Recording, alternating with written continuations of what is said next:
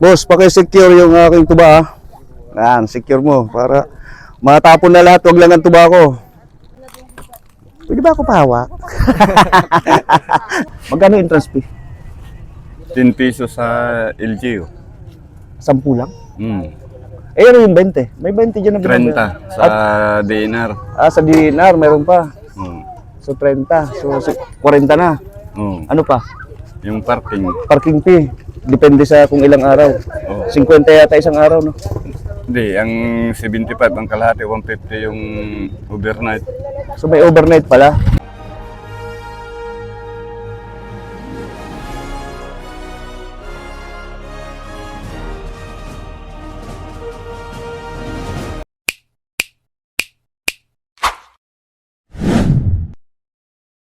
So, ayun mga kapatid, nandito tayo ngayon sa San Andres, Quezon. Ayan, mapapansin nyo. Ayan ang kanilang port. Ayan, San Andres, Quezon. So, pupuntahan natin yung kanilang port at malalaman natin kung magkano ang pamasahe. Halimbawa, dito sa ano, kaya may entrance fee or kung ano pa man, no, para malaman natin. Okay? Puntahan natin yan.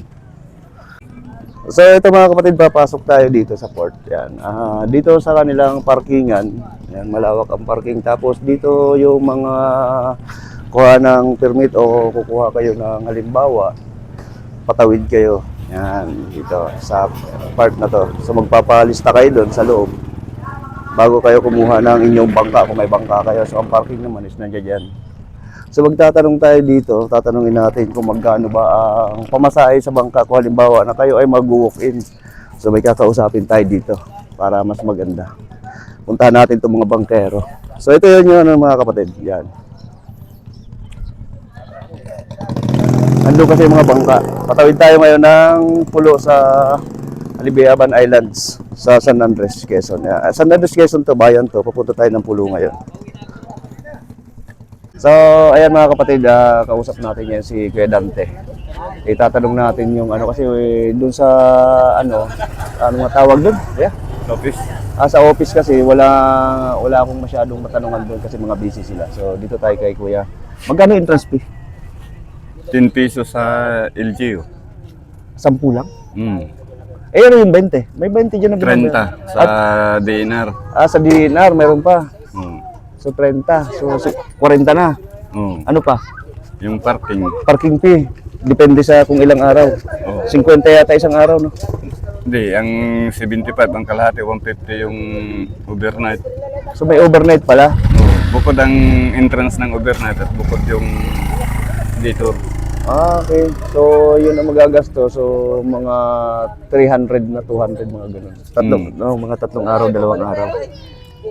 Sa dalawang araw, Sa dalawang araw, di 300. 300 sa dalawang araw plus yung mga entrance 60. Hindi, ang entrance isang beses lang. Isang beses. Ayun nga, isang beses. So, ano rin pala, no? Medyo mura lang.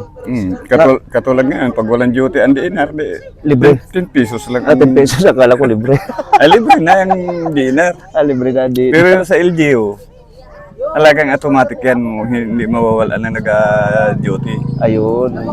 At tapos sa bangka naman, ano naman sa bangka? Halimbawa, kung mamamasahe lang o kung wala silang pakyaw, magkano ang pamasahe sa yung usually na mamamasahe ka lang? Depende sa usap ninyo bago mag-iintay ka kung kailan aalis. Oo, magkano naman yun? May 30? minsan, ang 30, 50 ang singila. Depende rin. Pero kung halimbawa magpapakyaw ka, magkano naman ang tawid simula rito? Yung balikan na yun, di ba? 300 yung single engine, 350 yung Sa per head yun. per head, balikan. Kung halimbawa marami sila, grupo, 18, sabihin natin, papakyawin nila yung isang bangka. Hindi, per head yun, 350. Per head pa rin. Mm. So, bibilangin pala mga kapatid yung ano. Pag dalawa lang sila, minimum 1.5. Pag dalawa lang. Yung 1.5. Parang special siya, no? Special trip. Special, ganun na. Parang pinakyaw mo na kasi yung isang buong bangka. So, yun mga kapatid, salamat dito kay Kuya, no? Sa mga pupunta kasi rito, pwede rin kayong mag-message dun sa, may page sila sa BMG Resort, Beach House Resort, yan, dito sa Pulo, sa Alibihaban Islands. Pwede kayong kumontak doon. Pwede kayong mag-message, pwede kayong mag-comment kasi minsan pinopost ko rin yun sa page ko o doon sa Facebook ko rin. Malalaman nyo rin yun, makikita nyo. Tapos, yung number doon, pwede nyo makontak yun para malaman nyo kung magkano yung kubo doon. Pero mamaya pag nakatawid tayo is malalaman din natin yan, no? Sasama natin dito sa atin lang. Kung magkano yun. Tapos may interest fee pa yun doon sa ano, diba? Sa, May entrance. may interest din doon sa Isla. sa resort. Magkano yung pagbaba? 20, 30. Hindi, yun naman yung sa pagbaba. Yung Yung sa pumasok na ng ng resort. Mm. Kapag pumasok na ng resort, 150 entrance fee. Mm. 150 ang entrance fee. Tapos sa kubo, depende sa laki. Ayan, ang pinakamalita na kubo, magkano ang upa doon? May 1.5. 1.5 ang pinakamaliit. Tapos may 2.8 yata. Ano? 1.8. Oh, may 2.5. May 2.5, depende sa laki yun mga kapatid. Tapos yung may aircon din doon. Nga lang, kung maghahanap kayo ng kuryente doon, sa gabi lang ang kuryente natin. Kaya suggest ko sa inyo, kung kayo pupunta rito, magdala kayo ng power bank. Yan, para sa gabi kasi generator lang ang gumagana. Diba? Tama kuya? Oh. Sakto. Yan. Okay, thank you kay kuya. Doon uli natin siya makakausap sa kabila na uli sa isla. Okay, thank you mga kapatid. Salamat kuya. So ito mga kapatid, matatanaw nyo ngayon ang kabuuan ng pier.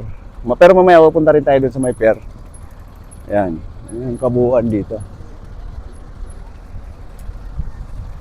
Yan, kita nyo na yan. Yan mga iba, mga bagong dating lang yan, mga nagturista rin yung mga yan. Shout out sa kanila. May basura pa. Ano ng basura? Ay. Mimigay tayo ng sticker.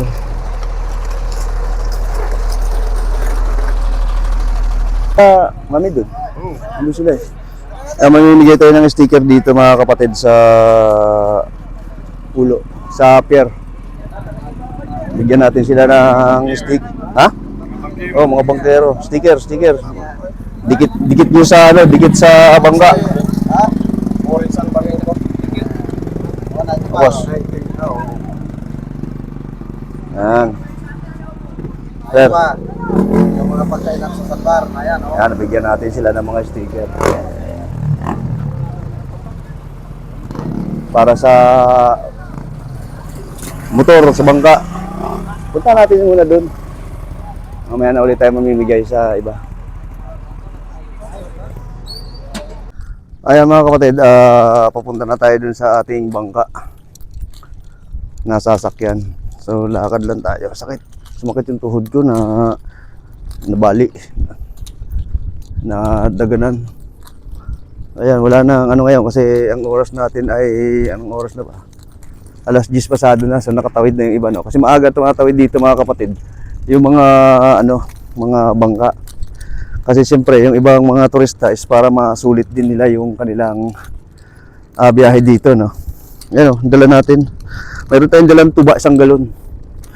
Binigay sa atin, kaya mayroon tayong mamam doon pagdating. Yan, mamam. Tuba lang. Yan o, dahil bangka o. Yan, lalakad lang tayo. So medyo malaki rin naman yung bangka na sasakyan natin. Dito na.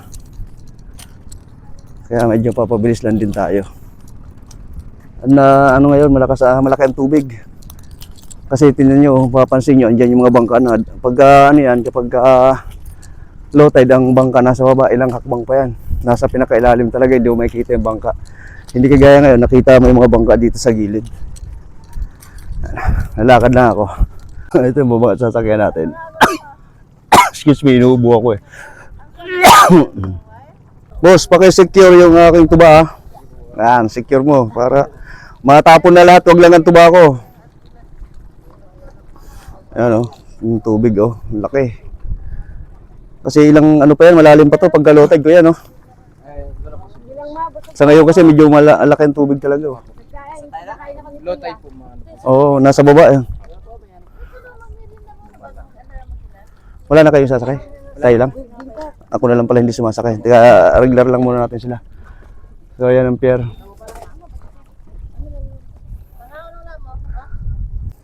Yan, siya yung aming bangkero. Shout out kuya. Yan, taga Pulo ka, di ba? O yan, taga Pulo. Ayan yung bangka nila dito sa sasakyan natin. Pwede ba ako pahawak? Joke lang. Oo, po na. So ito na mga kapatid, nagbibiyahe na tayo, patawid na tayo, kaka-under lang. Kakalis lang natin ng pier. Okay, yan, may malaki siyang pala. Yan o.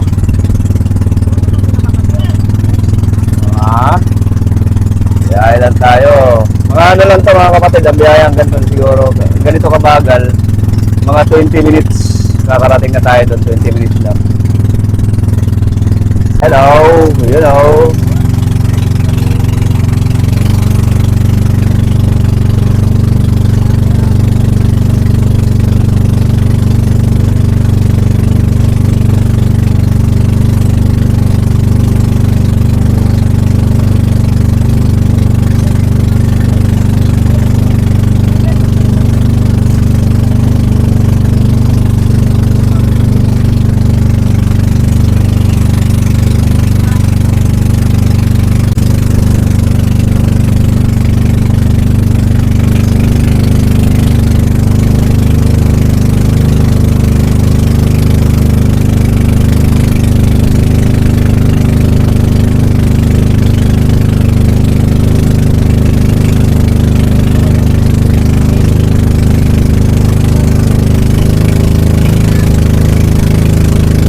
Maingay.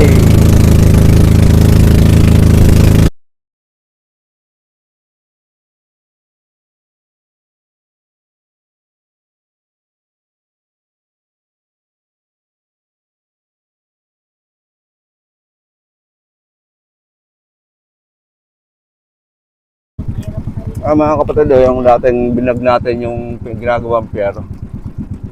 Dadaungan nila oh. Kasi ngayon, Ang ganda ng dagat ngayon. high tide kaya ganyan. Malaki ang tubig. Hapon, ayang gabihin na. Malik na pa dito. Ano? Mamalik na ta sa San Carsoy. Maligo to, sa pinmamam yun eh. Ano? Pagdapo sa dagat. Yan, I love San Andres. Ay tara na kita. Oh, daming ano. Ang ganda ng dagat ngayon mga kapatid, kalmado, tapos high tide. Wala masyadong maalon. Ayun mga kapatid, andito na nga tayo sa BMG Beach House, no? Ayan, okay. At may mga paunawa po sila na bawal magpasok ng motor sa loob na resort ng wala daw parking area. Okay, wala naman talaga. So dito po tayo sa Garguela BMG Resort Campsite. Ayan. So pasok tayo dito mga kapatid. So itong papasukan natin mga kapatid, ito na yung loob ng beach house. So pasok na tayo dito. So ito po ang ating gate. Meron din po yan doon sa unahan, doon banda. Tapos doon pa meron din. So tatlo ang lusutan dito. Ay apat, meron pa kasi doon sa dulo. So ayun, dito tayo papasok sa main entrance. Kasi ito ay malapit sa dito sa mismong office. So ayun yung makikita nyong batong bahay, yun ang office. Ito mga kapatid, yung mga kubo na to. Gaya nitong malaki na to. So good for 8 person yata to. Depende sa inyo kung kakasya kayo, no, kung magkakasyahin nyo. Ito ay nagkakahalaga ng 3,000 to. 3,000, sorry. Yan, 3,000 to. Ganito kalaki. So malaki naman talaga, di ba? Papansin nyo, pati sa loob. Yan, may sariling electric pan rin yan, may saksakan dyan. Nga lang, kagaya ng sabi ko rito, ang kuryente dito mga kapatid is tuwing ano lang nagkakaroon, tuwing alas 6 hanggang alas 6 din ng umaga kasi generator lang. So ito namang kubo na isa na to mga kapatid ay nagkakahalaga naman to ng 2,500, no? Good for 6 person din yata, mga ganoon. Kasi yun, mga 8 person kasi yung nasa likod na pinuntahan natin ng una. May mga nakaupa na rin dyan. Kumusta po sa inyo dyan? Kung komportable lang naman kayo sa... Kami sa Libihaban, sa Nantes Quezon. Yun, sa Nantes Quezon. Dito, magandang maligo sa dagat. Yun, malinaw. Yan, mga turista yan, mga turista. So, yun, yung kagaya nito mga to is liliit na kubo. So, iikot tayo dito sa opisina naman, no? Kung pagpasok kasi natin doon sa entrance na pinanggalingan natin, ay dito naman tayo didiretso muna syempre para mag-logbook. Kailangan kasi magla-logbook dito sa mismong office. So, ito po yung office niyan. Didiretso lang po kayo dito para mag-login sa loob.